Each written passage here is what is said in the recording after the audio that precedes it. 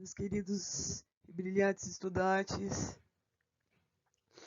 sejam todos bem-vindos, né, a esse retorno aí, a nossa primeira aulazinha de artes, né? Vamos estar entrando agora num conteúdo aí novo, tá? Espero que vocês gostem. No conteúdo de vocês está para a gente ver um pouquinho sobre a arte barroca, né? E aí eu andei pesquisando e aí eu encontrei muito material que corresponde a essa arte barroca e aqui bem próximos da gente, que é a arte barroca mineira, né? Da cidade aqui de Minas, que é próxima a Goiás. Então, nós vamos, a priori, começar pela arte barroca mineira, que está aqui ao nosso alcance. Acho que muitos alunos já tiveram até a oportunidade de poder viajar para Minas, né? E a gente sabe que em Minas Gerais é muito rico em patrimônio histórico, né? Devido que a essa arte barroca. Então vamos lá. Sejam todos muito bem-vindos. Começar com a introduçãozinha aqui, ó. O Barroco Mineiro, ele foi um movimento artístico que se desenvolveu em Minas Gerais entre os séculos 17 e 18. Era uma versão do barroco iniciado na Europa e que gerou suas próprias características no Brasil. Lembrando, o barroco surge na Europa e depois acaba o quê? Atingindo aqui ao Brasil. Essa linha do barroco no Brasil foi influenciada pela estética europeia e pelas obras que estavam sendo desenvolvidas em Salvador e no Rio de Janeiro. Preservava o caráter dualista e a contradição artística, mas criou sua própria personalidade e deixou sua assinatura nas obras arquitetônicas, na pintura e na escultura nacional. A arte do barroco mineiro é destacada pela grandiosidade e pompa na confecção de peças. As riquezas encontradas na cidade de Ouro Preto colaboram para uma ornamentação rica em detalhes em ouro. Outros materiais típicos, como a pedra-sabão e cedro, também eram utilizados, o que particularizava as artes geradas na região. O barroco mineiro, ele conheceu em torno das igrejas e confrarias que ele cresceu. Assim, a arquitetura, a pintura, a escultura e a música estavam voltadas a essa expressão, como o mestre Aleijadinho e o mestre Ataíde, que foram os maiores nomes destacados aí nesse período aí da arte barroca.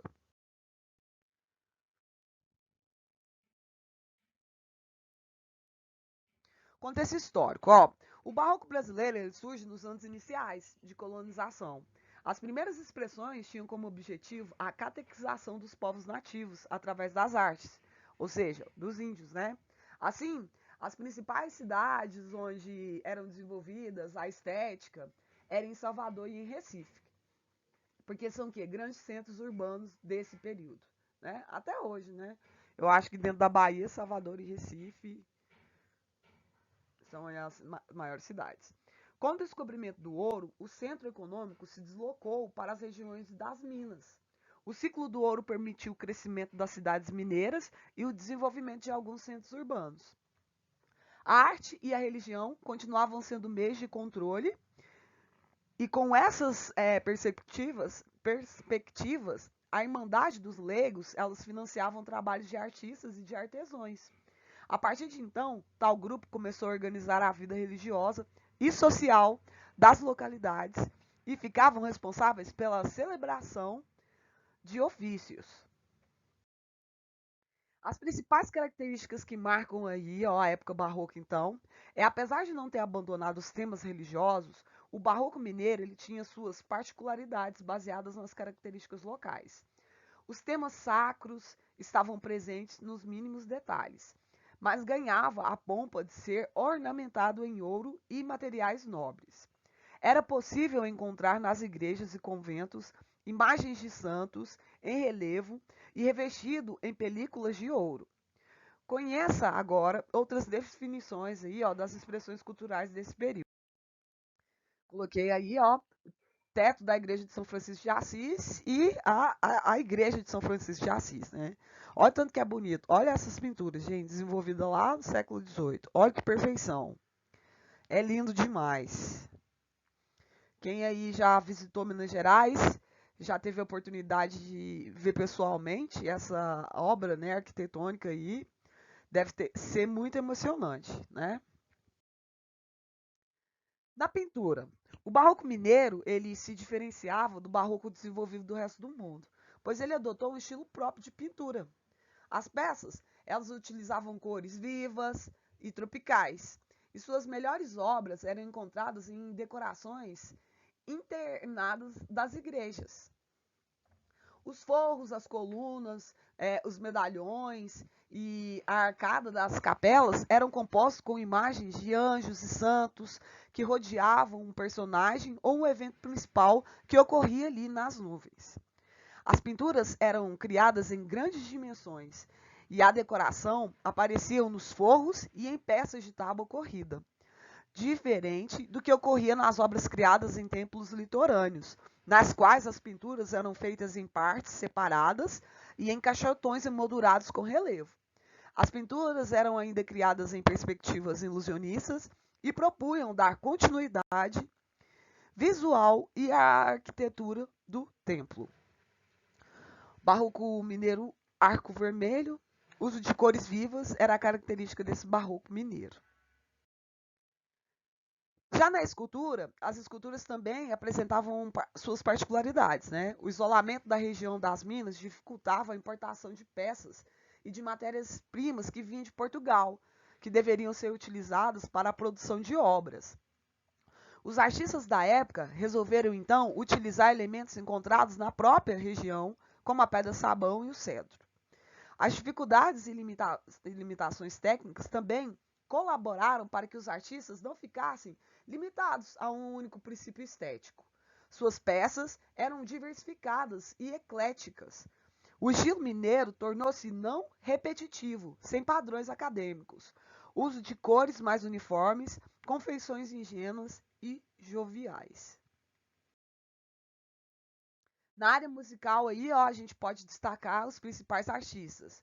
Os padres Manuel de Oliveira, Manuel Luiz de Araújo, Antônio de Souza Lobo, Antônio Alves Nogueira, Bernardo Antônio, Francisco Xavier da Silva, Bernardinho, Inácio da Silva Lemos, Antônio Ferreira do Carmo, Caetano Rodrigues e Marcelino Almeida.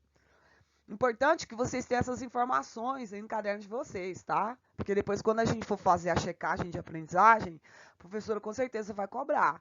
Quem foram os artistas musicais que se destacaram lá na época do Barroco Mineiro? Como que eram as obras arquitetônicas? Como que era a pintura, né? Vai analisar as opções e dentro das opções você vai ver aí qual que é a resposta certa, tá bom?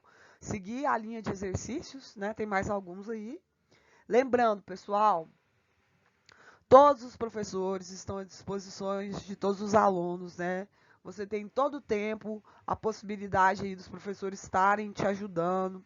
Ou seja, não deixe de fazer o exercício, né? Não deixe aí de fazer a sua parte. Como nós estamos trabalhando nesse processo online e os professores, a gente teve uma reunião agora antes de voltar às aulas, assim, tudo que a gente puder fazer para auxiliar o aluno, para ajudar o aluno, para que você consiga montar uma nota, para que esse ano não fique em branco, né? Para que o ano não passe despercebido, que você olhe e fala, poxa, foi um ano perdido, eu perdi um ano letivo inteiro. Não, nós não vamos deixar isso acontecer.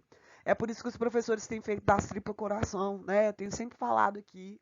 Então, assim, não custa nada você dedicar 10, 15, 20 minutos que seja de uma aula. Igual eu tô gravando esse videozinho aqui, ó. 10 minutinhos que a aula vai ter. Depois você tem o exercício para fazer, você vai gastar também uns 10, 15 minutinhos. Lembrando que no exercício você pode apenas copiar a resposta correta, tá bom? Não precisa de você copiar todo o enunciado. Tem entrevista que é grande aí, ó.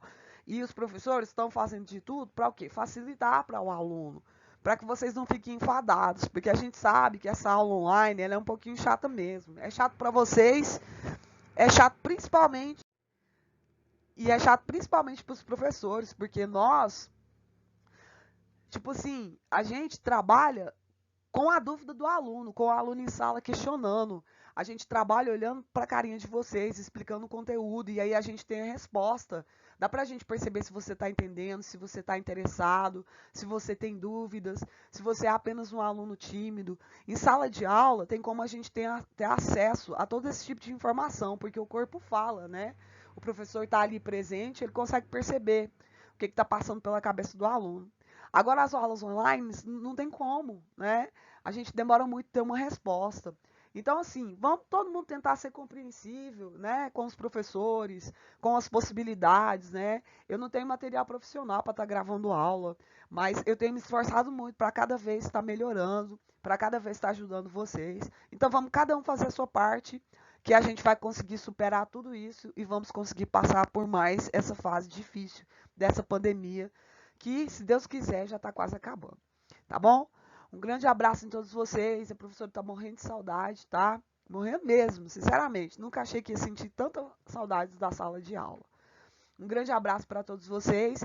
Qualquer dúvida, chama a professora lá no WhatsApp, tá bom? Não deixe de procurar a professora, não fica com vergonha, não. A professora está em todo o tempo lá para ajudá-los no que for necessário, tá bem? Um grande beijo a todos vocês. Até a próxima.